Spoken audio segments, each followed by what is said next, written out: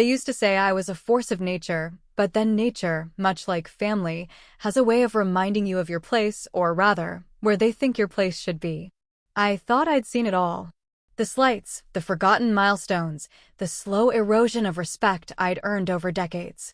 I'd faced it with a quiet dignity, a stoicism that was both my armor and my burden. Yet, no one prepares you for the moment your own son's wife, a woman barely old enough to remember rotary phones, looks at you across a polished mahogany table, a smirk playing on her lips, and declares, "Honestly, Martha, your role now is purely ceremonial, isn't it?" The word landed like a physical blow, sharper than any insult hurled in anger. It wasn't the volume, it was the casual dismissal, the effortless way she reduced me to a decorative fixture, pleasant but utterly expendable. My gaze swept across the faces around the table, a silent plea for intervention. William, my son, meticulously adjusted his cufflink. Olivia, my granddaughter, stared intently at her plate of roasted chicken. Even little Susan, bless her innocent heart, froze mid-chew.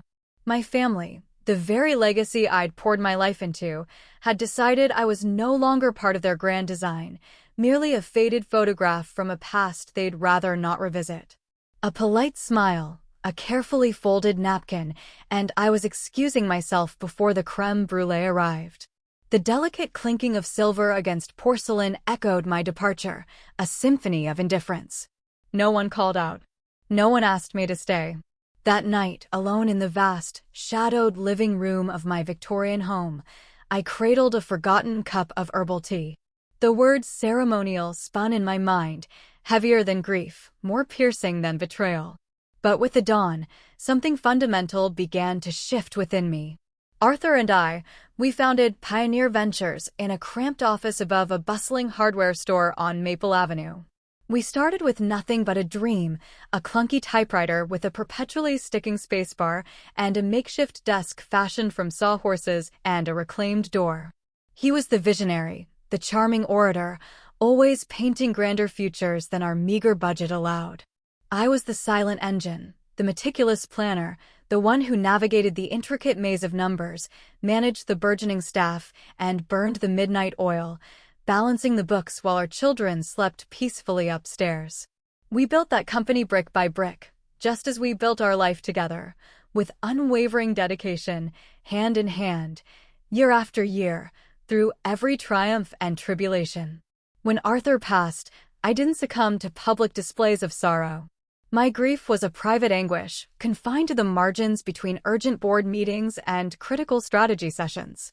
I kept the formidable machinery of Pioneer Ventures running, even as my own world silently crumbled.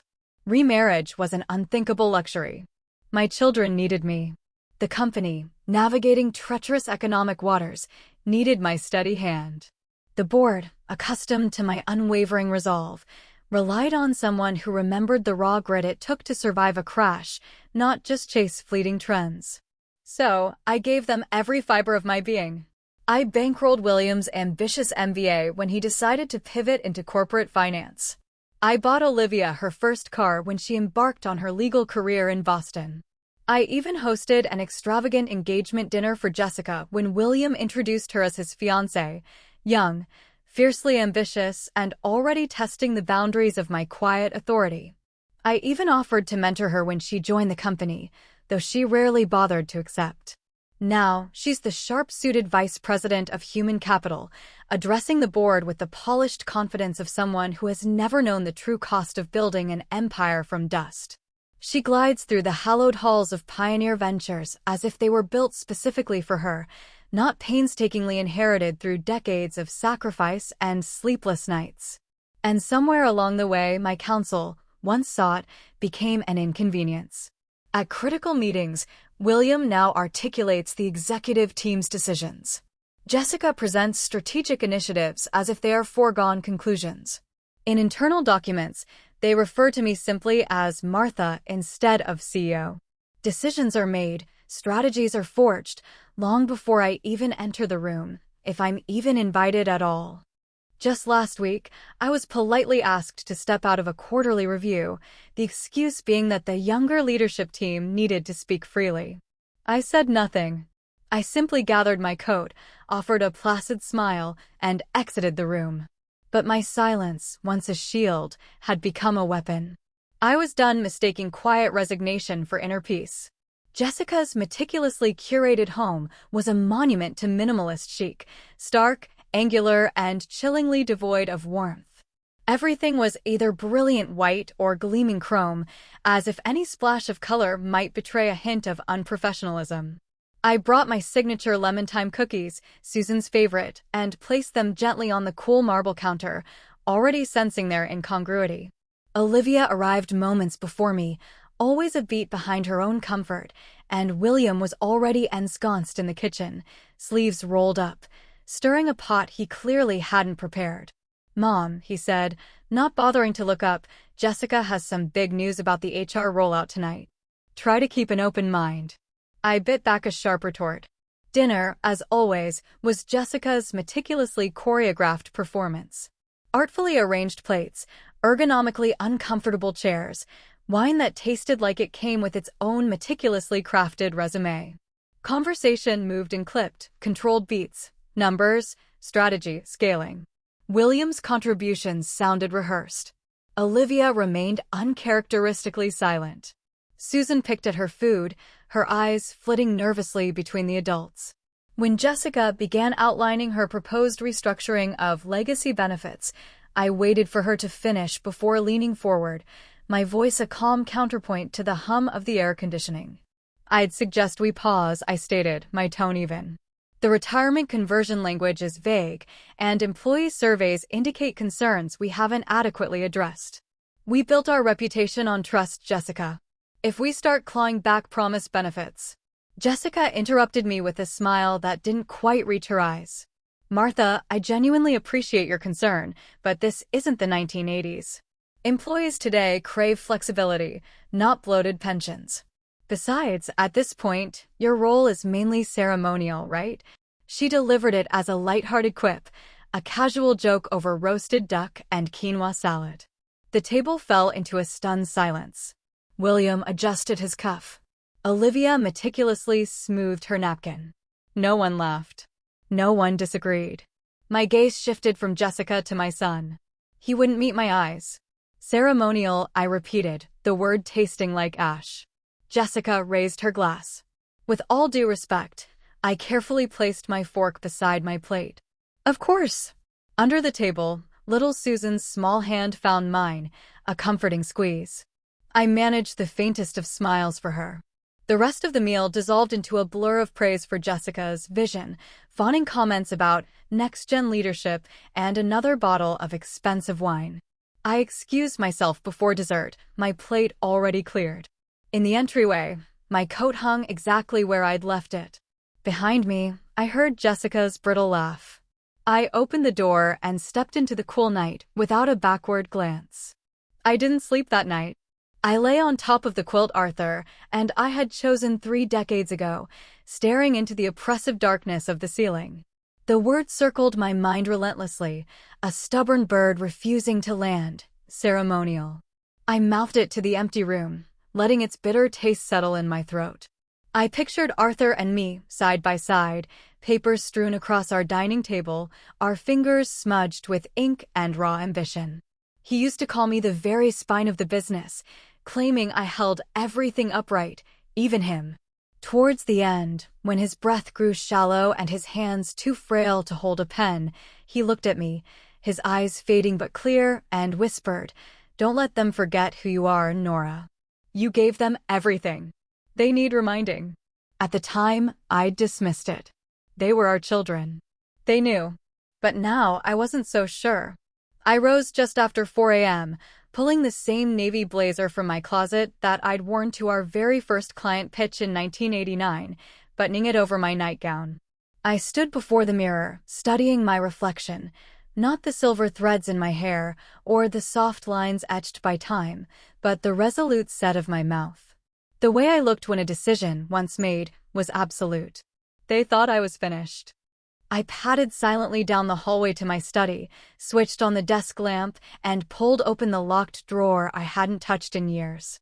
Inside were folders, a treasure trove of old contracts, original ownership agreements, and meticulously detailed voting rights. My fingers trembled as they traced the documents, not from fear, but from the visceral memory of their creation. I wasn't ready to be erased. Not yet. Not by them. Not ever. By sunrise, I was at the office. No one expected me before 7 on a Monday, but I craved the stillness, the profound silence, the gentle hum of the machines waking up with me. George, our long-serving head of operations, arrived 15 minutes later, balancing his usual oversized coffee and a worn folder under his arm. "You're early," he said, surprised but not alarmed. "So are you," I replied, a slight smile touching my lips. "You sounded different on the phone." I waved him in. "I need everything, George." The last 6 quarters of board reports, detailed HR expenditure breakdowns, all voting rights documentation, unfiltered. He didn't blink. Understood. By 9, Louise, our CFO for over 2 decades, knocked on my door. She'd weathered 3 recessions and a debilitating ransomware attack without so much as a raised voice. I trusted her more than most of my family. "Close the door, Louise," I instructed. She sat slowly, her keen eyes scanning mine. "You're making a move," she stated. "I'm here to confirm what I already suspect." I slid a copy of Jessica's recent presentation across the desk. "The numbers don't line up, Louise. HR satisfaction jumped 5% after we gutted half the benefits." Louise exhaled slowly through her nose and opened her notebook. "I didn't want to get involved unless absolutely necessary. But yes, Jessica has been reallocating responses, combining surveys, adjusting weights to tilt the results. It's clever, but entirely dishonest." I felt a slow burn ignite in my chest. "And William? He doesn't see it. She keeps him on the surface, Martha. High-level dashboards. She feeds him exactly what he wants to hear." "Do I still hold a majority?" Louise didn't answer. George did, stepping back into the room with another folder. 61%, Martha. You never restructured your shares after Arthur passed. It's all still in your name." I stared at the numbers. Cold, clean facts. Power hidden in plain sight. "They thought I was ceremonial," I murmured, a ghost of a smile touching my lips. Louise smiled softly. "They forgot who you are." I closed the folder, stood, and smoothed the hem of my jacket. My hand didn't tremble this time. "Then let's remind them." The strategy meeting was slated for Thursday at 10 a.m. I only discovered it because George spotted it buried on the internal calendar under innocuous labels like leadership alignment and vision session. No invitation. No email. No courtesy call. I arrived early. The conference room was already half full when I stepped inside. William paused mid-sentence. Jessica's smile was instantaneous, practiced. "Martha," she said, her tone light, "you're early." "I wasn't invited," I replied, taking a vacant seat. Silence spread through the room like an oil stain. William coughed into his hand. Jessica flipped her tablet around with a polished tap. "Well, since you're here, we can certainly walk through it together." The projector hummed to life, and slide after slide unfolded with rehearsed precision. They called it a transition roadmap. Succession growth. Streamlining the executive layer. Finally, a slide appeared with my name boldly printed at the top, followed by the chilling title, Proposed Retirement Package. A generous consulting stipend, an emeritus title, a lavish office on another floor, a farewell dinner. Ceremonial indeed. I leaned back in my chair, my voice calm, almost conversational. "Have you filed this with legal?" William shifted uncomfortably in his seat. "We wanted to present it to you first, privately. By inviting the entire strategy team and excluding the CEO, I finished for him." Jessica folded her hands, her expression carefully neutral. "With all due respect, Martha, you've been less involved in day-to-day operations. This is about moving the company forward."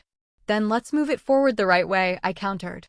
"I'll be reviewing this proposal with my attorney. And since I remain CEO, I suggest future meetings of this nature include me." Jessica's practiced smile faltered for the very first time. "Of course, Martha. That's your right." "Yes," I said, rising slowly, "it is." As I walked out, I heard her mutter something under her breath, Low, clipped. But I didn't need to hear it. I'd already read the truth in her narrowed eyes. She thought it was over. She didn't understand. It had only just begun. The morning after that illuminating meeting, I called Patricia Winters, my attorney for nearly 3 decades. She didn't waste time with pleasantries. Send me everything, she commanded, and I'll be there. By noon, I had copies of the retirement package, the manipulated HR metrics Louise had flagged, and a full record of internal board communications that George had quietly printed for me, without a single question. He didn't ask what I planned to do. He simply handed over the folder and said, "Let me know if you need anything else." That same afternoon, I asked Olivia to come by the house. She arrived without hesitation, her hair still pinned from work, jacket slung over one arm. I poured her coffee and slid the files across the table. She didn't speak until she'd absorbed the first 2 pages. "They're trying to push you out," she said softly, her voice barely a whisper. "They think I won't fight." She nodded slowly, her gaze steady. "You want me at the next session?" "I want someone in that room who knows how this company actually works," I replied. "Someone who remembers where we came from." She looked up at me, her eyes so much like Arthur's. "Then I'll be there." Later that evening, I encountered William in the hallway at headquarters.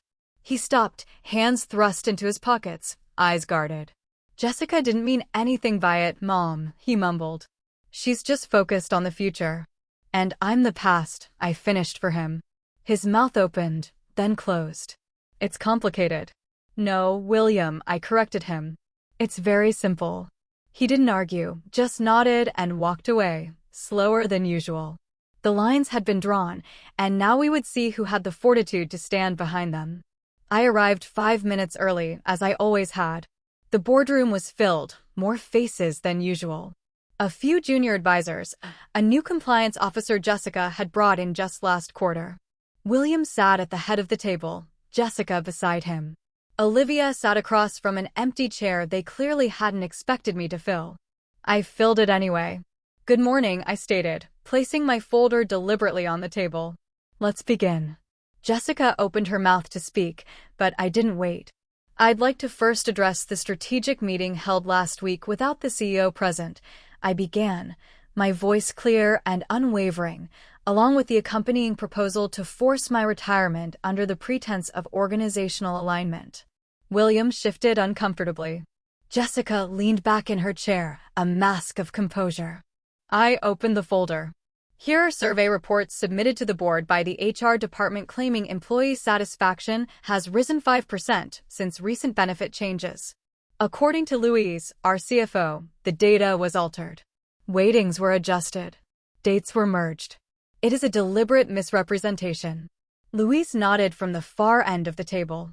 "I can confirm the changes were made under the directive of the VP of Human Capital, with no review." I moved to the next document. Additionally, the retirement proposal implies a board vote has occurred. It hasn't. No such item was placed on the agenda. No formal discussion. No legal counsel. Just pressure and performance. I paused, letting the truth sink in. As the majority shareholder, and as the acting CEO, I am recommending the following. I remain CEO through the remainder of the fiscal year. Olivia is appointed president, effective immediately. William transitions into a strategy officer role. I turn to Jessica now, my gaze unyielding. Jessica is offered the choice to resign or face a formal investigation into departmental misconduct. Jessica's jaw tightened. "You're bluffing." Louise slid another envelope across the table. "We've already begun the audit." William looked between us, pale and unsure. Olivia leaned forward, her voice steady and resolute. "We're not tearing anything down. We're restoring what should have never been tampered with." The room was utterly silent. And then, one by one, the board members began to nod. Richard Stone, our longest-serving member, spoke first. "I support this proposal."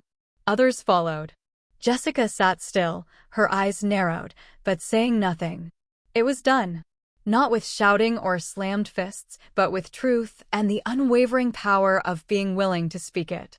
Jessica's resignation arrived less than 48 hours after the board meeting. She didn't deliver it in person.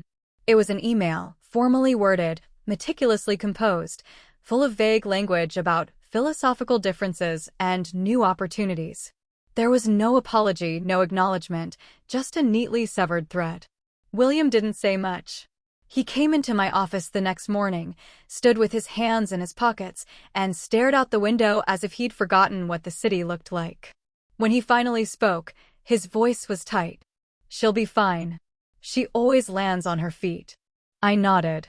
"That's her gift." He didn't respond. After a while, he left. The door clicked shut behind him, like something unfinished. Olivia moved into her new office with quiet efficiency. Staff who had once looked past her now greeted her with steady respect.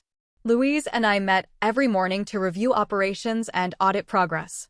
For the first time in years, people spoke to me like I was meant to be there, not merely tolerated. On Friday, George walked in with a fresh stack of reports. He set them down on my desk, hesitated, then smiled. "Feels good to bring these here again, Martha," he said. I returned his smile. And after he left, I sat back and looked around the room. My office. My company. I wasn't ceremonial, not invisible, not obsolete. And when I turned my chair slightly, facing the window that overlooked the heart of the city Arthur and I had built from scratch, I didn't feel victorious. I felt steady. I felt home. It was nearly 9 when William knocked on my front door. He looked tired, older than he had a week ago, and unsure if he should even be standing there. I opened the door without a word and let him in. We sat in the living room, the same room where he'd once sprawled on the carpet as a boy, coloring planes and dinosaurs while I took phone calls with suppliers. Now he sat upright, his hands pressed between his knees. "I didn't plan it," he said. "None of this was some grand scheme. I just went along." I folded my hands in my lap. "That's exactly what you did, William. You went along." He winced. Jessica had ideas, big ones. She sounded so sure. And I thought maybe she was right. Maybe we're tired. I turned toward him. "When did you stop seeing me as a person, William, and start seeing me as a problem to solve?" He didn't answer. The silence stretched between us like something too wide to cross. "I don't know," he said finally. "I think I just stopped looking." There was no anger in me, not anymore, just the ache of something long bent that had finally broken. "You didn't have to agree with me," I said. "You just had to see me." He nodded slowly, the weight of it settling into his shoulders. "I'm sorry." I believed him. Or I wanted to. He stayed a little longer. We didn't say much else. When he stood to leave, I walked him to the door. He looked back once, and I saw it. Uncertainty, yes, but also the flicker of something that used to be trust. It wasn't repair. Not yet. But it was a beginning. The folding chair beneath me wobbled slightly, but I didn't care. I was in the front row, just like the card said, reserved for Martha Whitmore, printed neatly in bold black letters. Not handwritten, not an afterthought. Susan stood on the stage in her cap and gown, her long curls pulled back with the same silver clip I'd given her for her birthday last year. She had practiced her speech in my kitchen, pacing endlessly between the stove and the table, too nervous to sit still. But now her voice was clear, steady, ringing through the auditorium. "When people underestimate you," she declared, her gaze sweeping over the audience, "they give you an advantage. They're not watching. They're not preparing. And that's when you show them who you really are." She looked directly at me then, a small, private smile just for me. "My grandmother taught me that." The crowd murmured softly, some heads turning towards me. I kept my eyes on Susan. She didn't do it with loud speeches or dramatic fights. She did it by staying when others pushed her out, by holding steady when everything tried to move past her, by refusing to vanish. My throat tightened. She showed me that the strongest person in the room is often the one no one's looking at, until she speaks. Susan smiled, a private triumph meant only for me. Then she closed her folder and stepped back from the podium. The auditorium erupted in applause. I stood, clapping with the rest of them, but my hands trembled slightly. Not from sadness. Not from age. But from something I hadn't felt in a long, long time, recognition. She walked down from the stage and straight into my arms.